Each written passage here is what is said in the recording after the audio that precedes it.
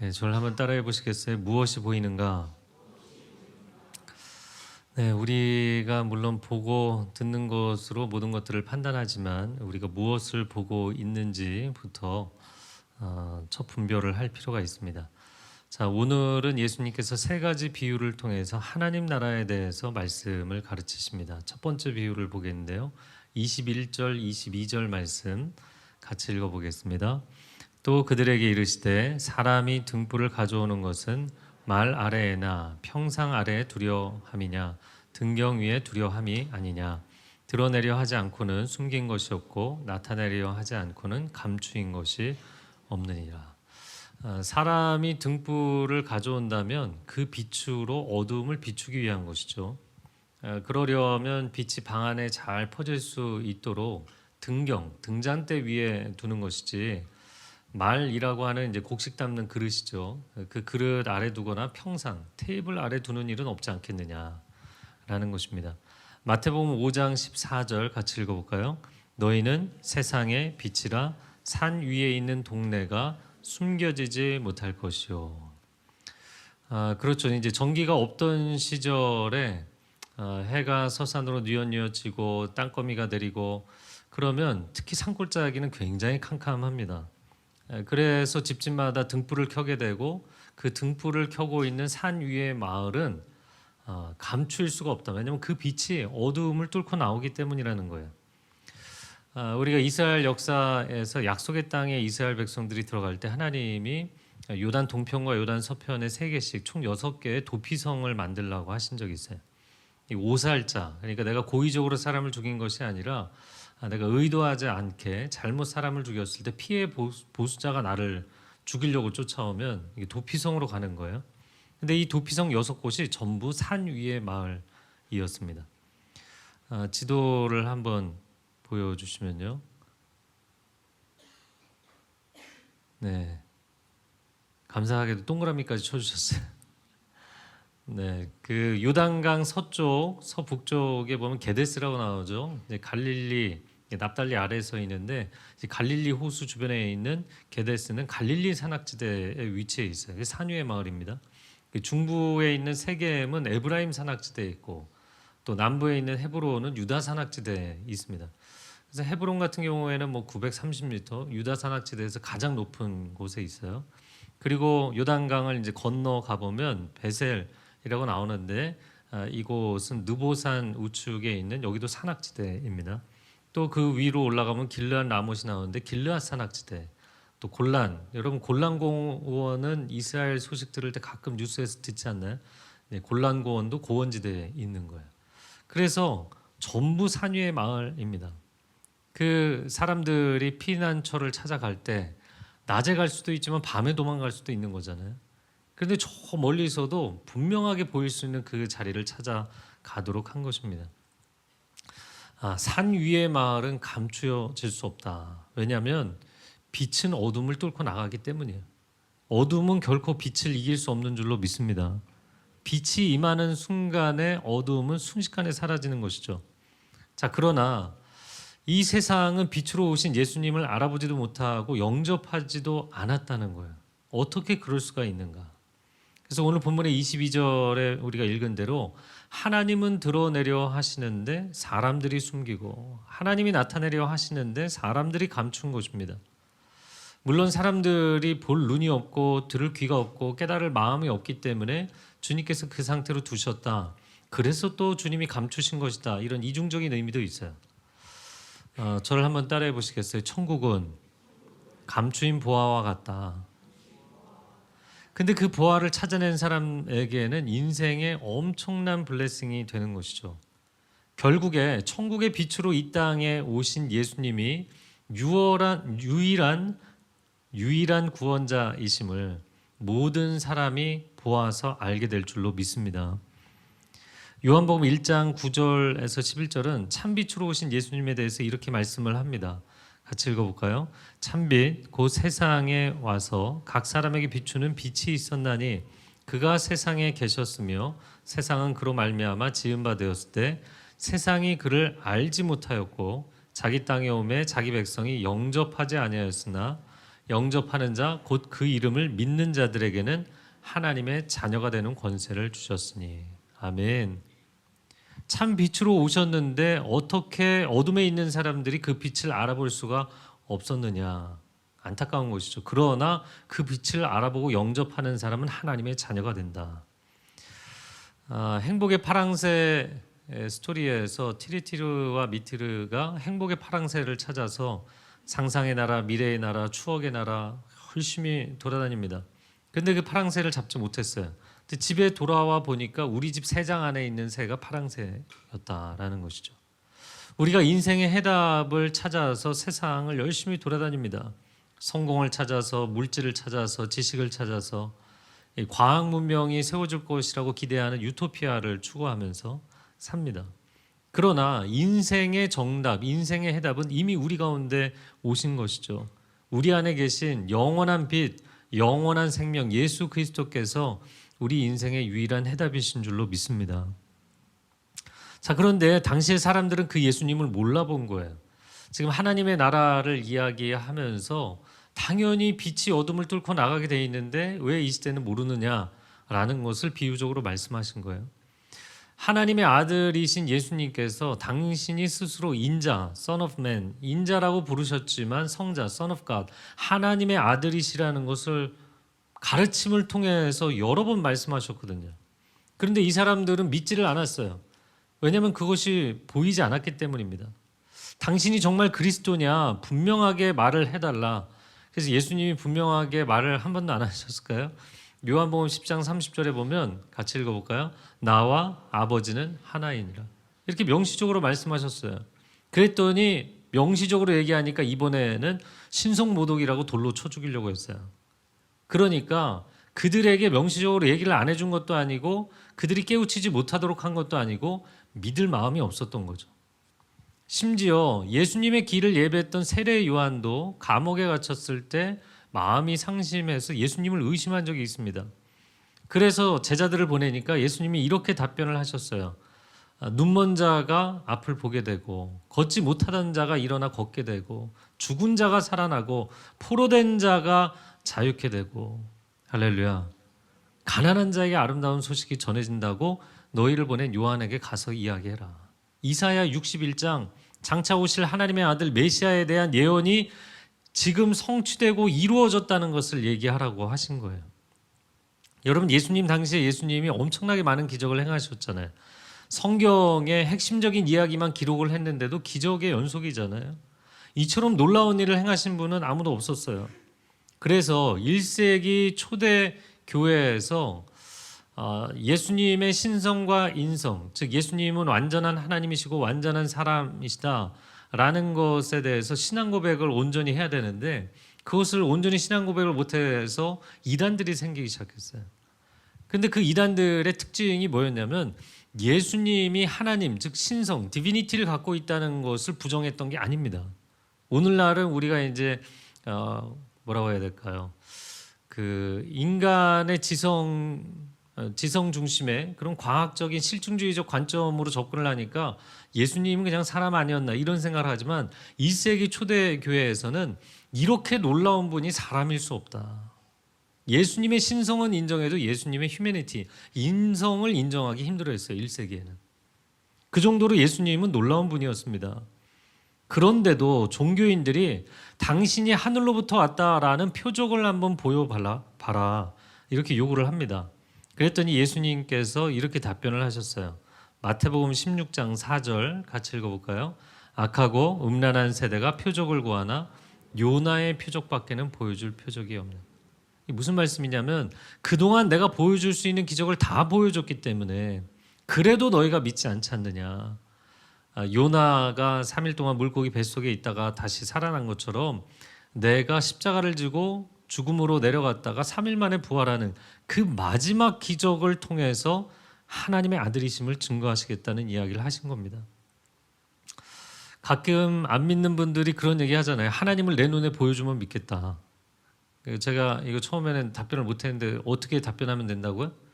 하나님을 눈에 보여줘도 당신은 알 수가 없다. 왜 그러냐면 하나님을 한 번도 본 적이 없기 때문에 그분이 내 눈앞에 나타나도 그분이 그분이신 것을 알아볼 수가 없잖아요.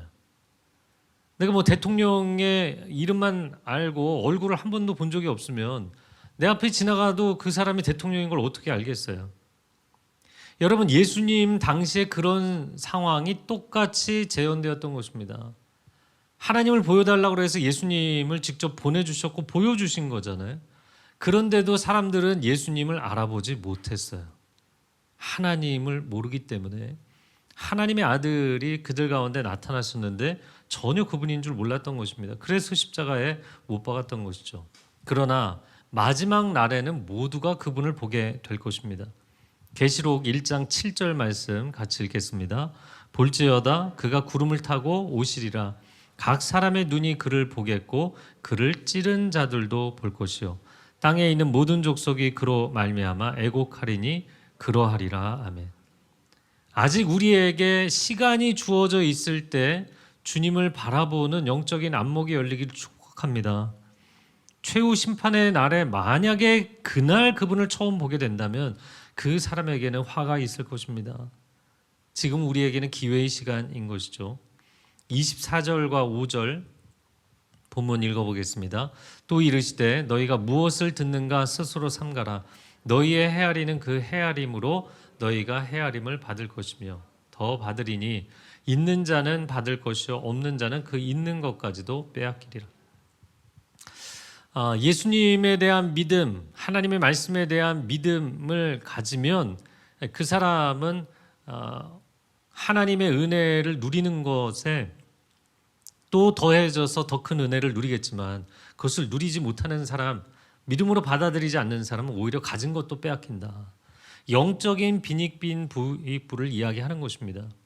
하나님의 세계에 대해서 눈이 열리고 문이 열린 사람들은 그 다음이 열리게 돼 있어요. 그러나 눈이 가려져 있고 마음이 닫혀진 사람은 아무것도 보이지 않는 것이죠. 그러므로 내 얕은 인간적인 관점으로 하나님을 내가 가늠해 보겠다고 이야기할 것이 아니라 주님, 저는 영적인 눈이 가려져 있습니다. 제가 주님을 사모합니다. 제 눈을 열어주십시오. 그런 간구의 기도가 필요한 것입니다. 자, 두 번째 이어지는 비유를 볼까요? 26절과 7절 같이 읽어보겠습니다. 또 이르시되 하나님의 나라는 사람이 씨를 땅에 뿌림과 같으니 그가 밤낮 자고 깨고 하는 중에 씨가 나서 자라되 어떻게 그리 되는지를 알지 못하느니라. 자, 두 번째 하나님 나라의 비유는 스스로 자라는 씨의 비유입니다. 지난 주일에 우리가 나눴던 씨 뿌리는 자의 비유에서는 마음밭의 차이를 강조했잖아요. 하나님의 말씀의 씨앗이 좋은 마음밭에 떨어지면 30배, 60배, 100배로 결실한다. 그러나 길가나 돌밭이나 가시밭에 그 씨가 떨어지면 새가 쪼아먹기도 하고, 그리고 싹이 나지만 싹이 타버리기도 하고, 또 줄기는 자라지만 결실하지 못한다, 이렇게 말씀했어요. 여러분, 성경을 읽을 때나 설교를 들을 때 좋은 마음밭이 되어서 여러분의 마음 문을 하나님께 열고 나아가시기를 축복합니다. 우리는 보통 생각할 때 설교자가 설교를 잘해야 은혜를 받는다, 이렇게 생각하죠. 그러시죠? 그런데 물론 맞는 말이에요. 일리가 있습니다. 그러나 여러분 회중이 받는 사람이 어떻게 받느냐도 상당히 큰 지분을 갖고 있어요. 제가 이걸 언제 깨달았냐면 두란노에서 천만 큐티 운동본부를 할 때입니다. 전국의 교회들을 다니면서 동일한 큐티 매뉴얼로 강의를 했어요. 그런데 어느 교회는 은혜가 충만하게 임하고 어느 교회는 냉랭한 거예요. 그 차이가 뭘까요? 저는 똑같은 매뉴얼로 티칭을 했는데, 한 번은 저 삼천포, 처음으로 제가 삼천포를 갔을 때였는데 진주공항에 내려서 그 초대해 주신 교회 장로님이 지금 마중을 나오셨어요. 그래서 제가 그때 30대 초반이었습니다. 제가 이제 강의를 하러 갔고 두란노 직원, 저랑 나이 차가 한 2-3살밖에 안 나시는 분인데 두란노 직원분이랑 둘이 갔어요. 근데 장로님이 저희 둘을 보더니 순간 갈등하시더라고요. 누가 목사인가? 그래갖고 둘을 이렇게 갈등을 하시다가 얼른 직원에게 목사님 잘 오셨습니다, 인사를 하시더라고요. 교회 로비에 저희가 좀 일찍 도착을 해서 로비에서 성도님들 오시는 거 인사를 나눴는데 전부 전부 그 두란노 직원한테 인사를 하시는 거예요. 목사님 잘 오셨다고 멀리까지. 그러면 직원이 저 아니라고 이렇게 얘기하는데 또 인사를 다 받아요. 이제 찬양이 끝나고 강의 시작할 때 제가 올라가니까 사람들이 약간 웅성웅성 하더라고요. 그런데 참 놀라운 것은 그날 제가 뭐 여러 큐티 강의를 하러 다녔지만 정말 큰 은혜가 임했어요. 그 얘기를 들어보니까 한 달 전부터 이 큐티 세미나를 위해서 사모하는 마음으로 기도를 했다 그러더라고요. 그 사람들이요, 그냥 지나가는 행사, 그냥 하는 이야기 이렇게 받아들이는 것이 아니라 하나님의 말씀에 대한 사모함으로 갈급한 심령으로 나아가니까 놀라운 하나님의 은혜가 나타나더라고요. 제가 처음 설교 시작할 때 한 27년 전이죠. 참 두렵고 떨리는 마음으로 설교를 시작했습니다. 그런데 몇 년 지나니까 한 가지 문제 현상이 나타나기 시작했어요. 마치 운전 3, 4년 정도 하면 이제는 도로가 다 보이는 것 같고 이렇게 마음이 좀 교만해지잖아요. 그때 사고가 난다 보통 이야기를 하는데 제가 설교를 한 3, 4년쯤 하고 나니까 다른 목사님들 설교를 할 때 이 속에서 판단을 하게 되더라고요. 좀 더 논리적으로 좀 더 설득력 있게 얘기해 주면 안 될까? 그런데 그런 생각을 하면서 한 번은 이제 예배당에 앉아서 설교를 듣고 있었어요. 근데 성령께서 정말 강하게 저를 책망하시더라고요. 네가 지금 하나님의 진리의 말씀이 선포되는데 감히 나를 설득해달라고 이야기를 하는 것이냐. 성령께서 정말 호되게 호통을 치시더라고요. 제가 그 습관을 고치기 위해서 말씀이 선포되면 그 한마디 한마디가 떨어질 때마다 속으로 아멘을 외치면서 그렇게 안 좋았던 습관을 고친 적이 있습니다. 여러분, 스스로 잘하는 시의 비유가 강조하는 것이 있어요. 그것은 무엇이냐면 하나님의 말씀은 그 말씀 자체로 가장 강력한 생명력이고 창조력이고 구원의 능력이 되는 줄로 믿습니다. 그러니까 농부가 그 씨앗을 뿌렸다고 해서 그 씨앗이 자라고 있는 것이 아니라 농부의 노력 때문이 아니라는 거예요. 하나님이 그 안에 복음의 능력, 생명의 능력, 고유한 능력을 담아주셨기 때문에 자라나는 것이다 라는 것이죠. 고린도전서 3장 7절 말씀 같이 읽어볼까요? 그런즉 심는 이나 물 주는 이는 아무것도 아니로되 오직 자라게 하시는 이는 하나님뿐이니라. 아멘. 그러므로 날마다 아침 첫 시간 새벽 예배를 통해서 큐티 묵상을 통해서 말씀 조금 뿌리는 게 무슨 큰 변화가 있을까? 그러나 그 마음밭에 뿌려 놓으면 자고 깨고 하는 중에 어느새 자라서 놀라운 삶의 결실을 맺게 될 줄로 믿습니다. 그렇게 우리가 말씀으로 충만하고 성령으로 충만할 때는 잠을 자고 있을 때도 내 안에서 성령께서 일하시고 꿈을 꿔도 하나님께서 영적인 꿈을 꾸게 해주시고 God is working inside me. 하나님이 내 안에서 일하시는 거예요. 할렐루야. 이거는 마치 어린 아이들이 잠을 자면서도 운동을 하는 것과 같아요. 제가 왜 아이들이 자면서 운동한다고 얘기냐면 어른들은 이제 나이가 들수록 신진대사가 이제 활동량이 줄잖아요. 근데 아이들은 신진대사 활동이 굉장히 활발하기 때문에 자고 있을 때도 운동을 하는 것처럼 땀을 쏟아냅니다. 그런 것이에요. 사람의 육신은 잠들어 있어요. 의식은 수면 상태에 있어요. 그럼에도 불구하고 꿈에서도 하나님을 만나고 잠결에도 성령님이 허락하시는 평강을 누리는 신앙과 인생이 되시기를 축복합니다. 그러나 그 마음 가운데 하나님의 다스리심을 받지 못하고 말씀의 언약을 붙잡지 못하면 불안과 근심과 걱정이 가득한 거예요. 악몽에 시달리고 가위에 눌리고 심리적인 고통, 육신의 고통까지 경험하게 되는 것이죠. 그런 어둠의 생각, 어둠의 영들에 사로잡히게 하는 악한 것들은 예수의 이름으로 명하노니 떠나갈지어다. 여러분 선포하시고 하나님의 말씀이 여러분 안에 심겨져서 일하게 되는 심령이 되기를 바랍니다. 자, 28절과 9절 말씀 같이 읽겠습니다.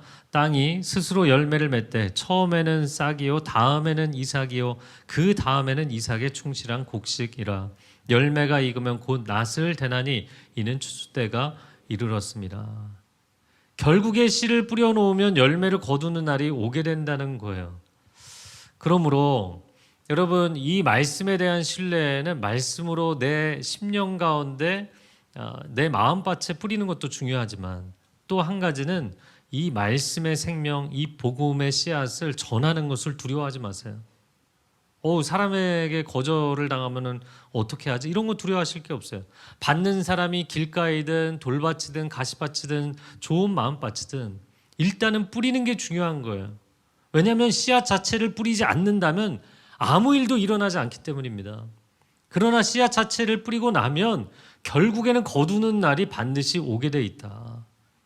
그런데 아니 이렇게 농부가 어리석어서 아무데나 씨앗을 뿌려서 길가에도 뿌리고 가시밭에도 돌밭에도 뿌리고, 여러분 우리가 비생산적이라고 생각할 수 있잖아요. 그냥 30배, 60배, 100배를 곱하고 4분의 1을 해보세요. 그래도 굉장한 수익률입니다. 전문적인 용어로 수익률입니다. 그러니까 우리가 말씀의 씨앗을 뿌리는 것을 두려워할 필요가 없다. 그리고 그 말씀을 받아들이는 그 사람의 마음밭에 따라서 내가 그 사람의 마음밭을 판단할 문제가 아니에요. 갈급한 심령이 그 말씀에 반응하면 생명의 역사가 나타날 줄로 믿습니다. 로마서 10장 13, 14절 같이 읽어볼까요? 누구든지 주의 이름을 부르는 자는 구원을 받으리라. 그런즉 그들이 믿지 아니하는 일을 어찌 부르리요? 듣지도 못한 일을 어찌 믿으리요? 전파하는 자가 없이 어찌 들으리요? 여러분이 먼저 말씀의 생명력을 체험할 수 있기를 바랍니다. 말씀을 내 마음 가운데 계속해서 차곡차곡 쌓아놓으면 이게 얼마나 놀라운 생명의 역사가 나타나는지 그거를 먼저 체험하고 그리고 옆에 있는 사람에게 나누기만 하면 되는 거예요. 전도는 굉장히 쉬운 것이에요. 전도가 어렵지 않습니다. 제가 이 전도가 쉽다는 걸 얘기할 때마다 드리는 말씀이 새로운 화장품을 써봤는데 화장품이 너무너무 잘 드는 거예요. 그러실 때 있잖아요. 그렇죠? 그럴 때 여러분이 옆에 있는 사람에게 뭐 성분을 설명하세요? 아니면은 뭐 공정을 설명하세요? 아니요. 그냥 써보니까 너무 좋다. 그 얘기 하시는 거예요. 복음을 전한다는 것은 내가 신앙생활을 하고 예수님을 믿으면서 너무너무 내 인생이 행복하다. 기쁘고 감사하다. 내 우울증이 해결되고 불면증이 해결되고 하나님 은혜 가운데 살고 있다. 그냥 그걸 얘기하는 것뿐이에요. 그래서 여러분이 기쁘고 행복하다고 그렇게 신앙생활을 나눌 때 그것에 관심을 보이는 분, 뭐 긍정적인 관심을 보이든 아니면 부정적인 관심을 보이든 관심을 보이는 분이 있으면 교회에 데려오시면 돼요. 아니면 목회자에게 복음을 전해달라고 연락을 주시면 돼요. 저희가 앞으로 C4C, Church for Church, 교회를 위한 교회죠. 교회 개척 운동을 저희 교회는 하려고 합니다. 그래서 이번 여름에 첫 시작 기간이라고 생각이 되는데 여러 가지를 좀 해보고자 지금 기도 중에 있습니다. 그 중에 한 가지 트랙은 전도 훈련 트랙이고 또 한 가지는 양육 전문가들을 키워내야겠다. 물론 온누리 교회에서나 뭐 타 교회에서도 1:1 제자 양육 성경 공부 하신 분들이 많이 있어요. 그래서 모든 성도가 가르치고 모든 성도가 배우고 이것도 다 좋습니다. 그러나 이 시대에는 전문가를 굉장히 요구하는 시대가 됐기 때문에 한 영혼을 말씀과 기도로 잘 양육해서 변화시키는, 우리가 전도할 사람이 있을 때 주님께로 데리고 나오고 물론 예배는 같이 데리고 나오지만 정말 말씀과 기도로 전문적으로 양육해 줄 수 있는 사람에게 연결을 시켰을 때 최고의 영적 공급을 해줄 수 있는 그런 시스템을 만들고 싶습니다. 그것이 말씀 사역의 중요한 또 저희 교회의 방향이 될 것 같습니다. 자, 30절에서 32절 세 번째 비유를 보겠습니다. 또 이르시되 우리가 하나님의 나라를 어떻게 비교하며 또 무슨 비유로 나타낼까? 겨자씨 한 알과 같으니 땅에 심길 때에는 땅 위의 모든 씨보다 작은 것이로되 심긴 후에는 자라서 모든 풀보다 커지며 큰 가지를 내나니 공중의 새들이 그 그늘에 깃들일 만큼 되느니라. 자, 세 번째 비유는 하나님 나라는 겨자씨와 같다. 유대인들에게 있어서 겨자씨는 땅에 심는 가장 작은 씨앗이라는 개념입니다. 그 정도로 아주 작은, 좁쌀보다 작은 알갱이 같은 그런 씨앗이에요. 그런데 그런 겨자씨가 심겨져서 자라는 것을 보면 웬만한 풀들보다 훨씬 크게 자라고 또 굉장히 큰 가지를 내서 공중의 새들이 깃들 정도가 된다라는 것이죠. 이것은 하나님 나라의 놀라운 반전을 보여줍니다. 오늘날 우리가 이제 물질주의 시대에 살아가고 있잖아요. 또 철학적으로는 이제 유물론, 오직 물질이다 이런 관점으로 세상을 살아가고 있단 말이죠. 그러다 보면 우리가 살아가는 이 3차원의 시공간의 세계, 이 세계의 물질의 풍요함과 화려함, 그 탁월함, 강력함에 우리가 압도되어서 우리가 주일날 이야기하는 이 하나님 나라, 천국, 그 세계에는 굉장히 작아 보이는 거예요. 여러분, 우리가 이 마천루라고 하죠. 고층 빌딩 한가운데 살아가다 보면 하늘을 한 번도 쳐다보지 않고 살 때도 있고, 마치 하늘이 없는 것처럼 땅에 사는 거죠. 그러나 언제나 하늘은 그 자리에 있잖아요. 그리고 때로는 고층 빌딩 숲에 살다 보면 하늘을 쳐다보는데 조각 구름이 아니라 조각 하늘로 보일 때가 있죠. 그런다 할지라도 온 땅을 감싸고 뒤덮고 있는 것이 하늘입니다. 우리는 하늘이 없는 것처럼, 하늘이 작은 것처럼, 이 땅이 전부인 것처럼 살아가잖아요. 그러나 이 물질 세계는 그 영원한 세계로부터 왔고, 이 물질 세계는 끝나는 날이 반드시 오는데 그 날에 영원한 세계로 수렴될 것입니다.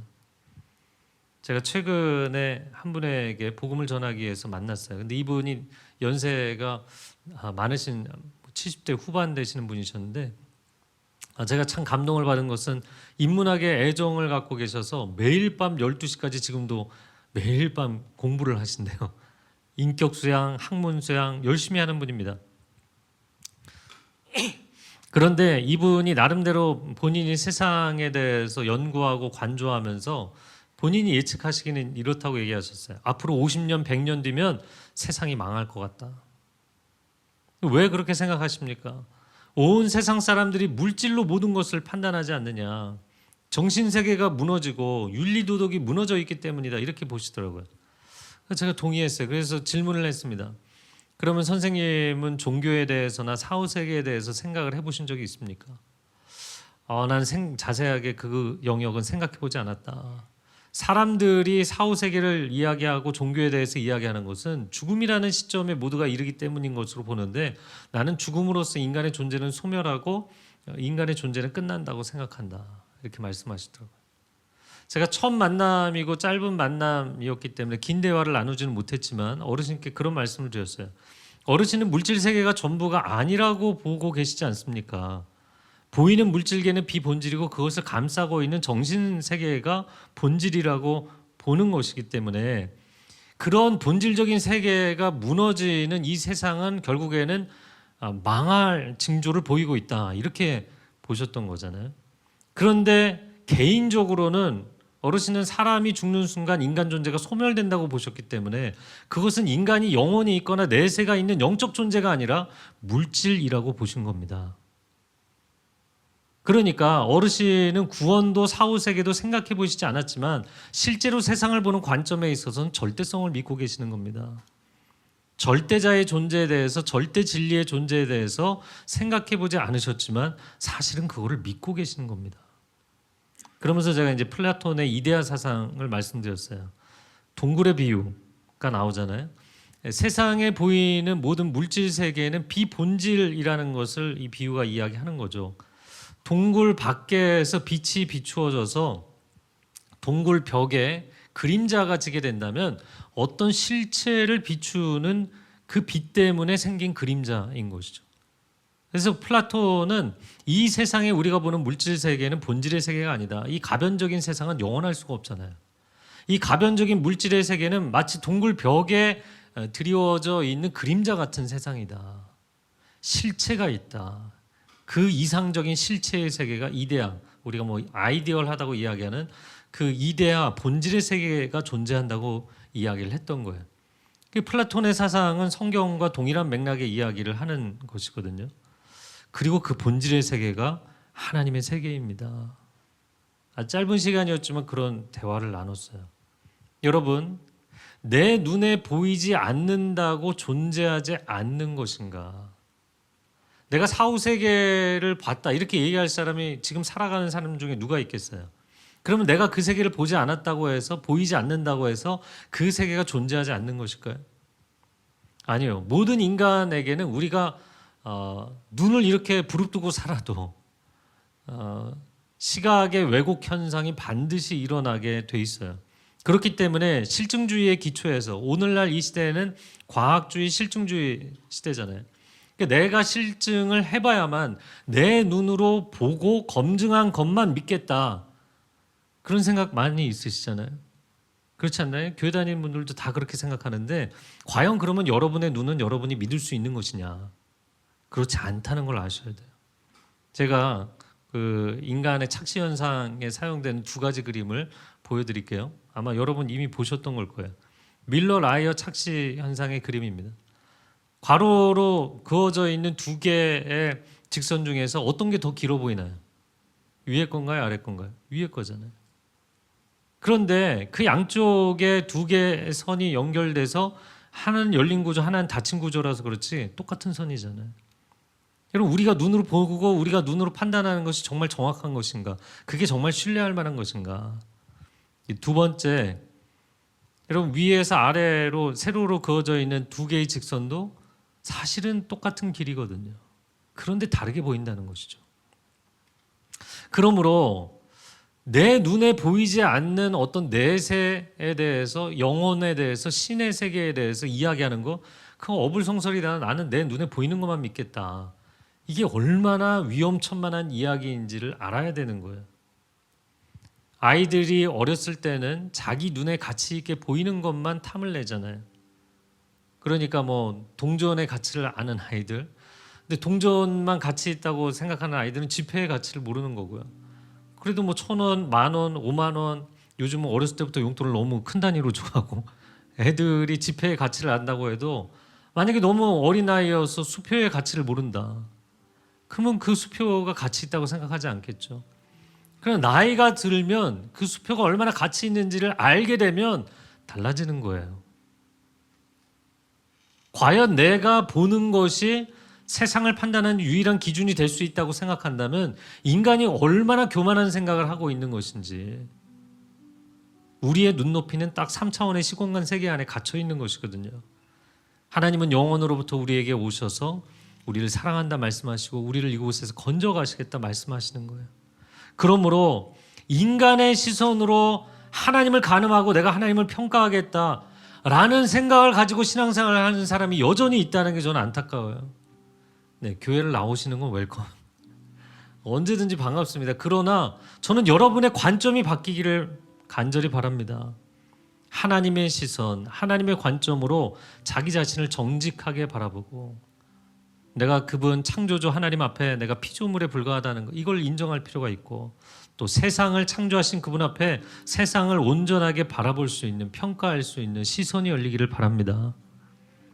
영혼의 심호흡을 하시고 땅에서 바라보는 하늘이 아니라 저 하늘에서 바라보는 땅. 가끔가다 우리가 이제 비행기 타고 올라가서 이 땅을 보면 다 그냥 콩알만한 거잖아요. 거기에 사람들이 아등바등 집착하고 이게 아니면 죽을 것 같고 그렇지 않거든요. 하나님께서 우리를 보고 계시고 하나님의 시선, 하나님의 관점이 열리기를 원하시는 줄로 믿습니다. 예수님이 그 하늘의 눈높이를 이 땅에 내려오셔서 우리에게 직접 허락해 주신 거잖아요.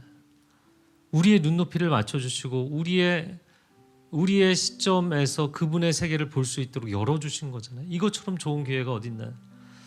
우리가 하나님의 나라를 바라보며 살아갈 수 있기를 축복합니다. 이 시간 함께 기도하겠습니다.